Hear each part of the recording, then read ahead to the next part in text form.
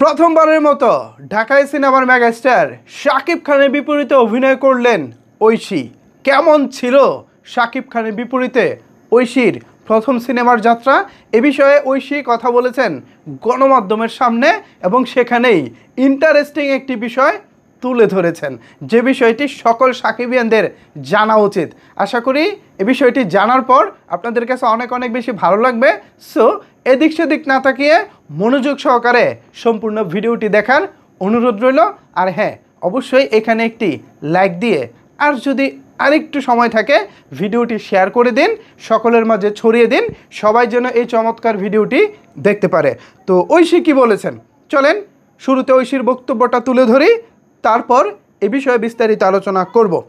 ঐশী শাকিব খানকে নিয়ে যা বলেছেন তা হলো, ঐশী বলতেছেন প্রথমবারের মতো শাকিব খানের বিপরীতে সোলজার সিনেমায় আমি কাজ করেছি।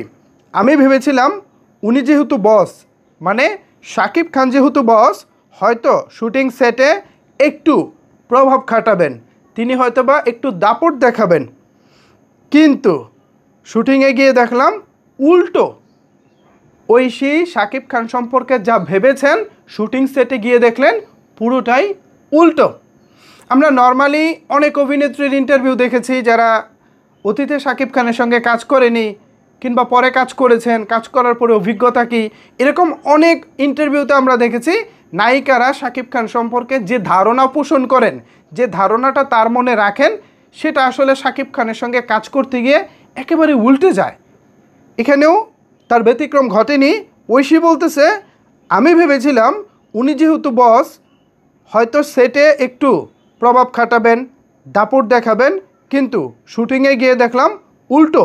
তিনি পরিচালক ও ক্যামেরাম্যানের নিয়ম মেনে কাজ করেন এবং সবাইকে কমফোর্টেবল ফিল করেন, অর্থাৎ সবাইকেই স্বস্তির মধ্যে রাখেন, কাউকেই অস্বস্তির মধ্যে রাখেন না। তিনি যে এত বড় তারকা, এত বড় স্টার, সেই জায়গাটা তিনি বুঝতেই দেন না, সবার সাথে মিশে যান এবং একজন ডিরেক্টরের আর্টিস্ট হয়ে শাকিব খান কাজ করেন।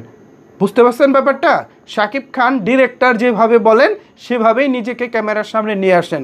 একজন ক্যামেরাম্যান যে অ্যাঙ্গেলে শাকিব খানকে দাঁড়াতে বলেন, যে অ্যাঙ্গেলে তিনি হচ্ছে ফুটেজটা চাচ্ছেন, শাকিব খানও সেই অ্যাঙ্গেল থেকেই তাকে সহযোগিতা করেন। অথচ নায়িকা ভেবেছিলেন শাকিব খান হয়তো একটু ডমিনেট করবেন, একটু প্রভাব খাটাবেন, হয়তো বা একটু মুডি থাকবেন, মানে আছে না যে ভাবসাব নিয়ে বসে থাকবেন, আমি এত বড় স্টার, আমি কাউকে পাত্তা দিব না, এই যে ব্যাপারটা, এটা আসলে শাকিব খানের মধ্যে ছিল না। শাকিব খান যেটা করেছেন, তিনি একদম কমফোর্টেবলভাবে সবাইকে কমফোর্ট জোন দিয়েছেন, সবাইকে এমনভাবে তিনি তার আন্তরিকতা দেখিয়েছেন, কেউ বুঝতেই পারেননি তিনি এত বড় স্টার। সত্যি শাকিব খান, আপনাকে সালাম এবং ভালোবাসা। আপনার সাথে যারাই কাজ করেছে তারাই আপনার প্রেমে পড়েছে, আপনার প্রশংসায় মজেছে। সো ভিউয়ার্স, ঐশীর কথা শুনেছেন, এখন এ বিষয়ে আপনাদের কি বলার আছে? আপনার যদি কোনো মন্তব্য থাকে নিচের কমেন্ট বক্সে জানাতে পারেন। ধন্যবাদ সবাইকে এতক্ষণ আমার সাথে থাকার জন্য।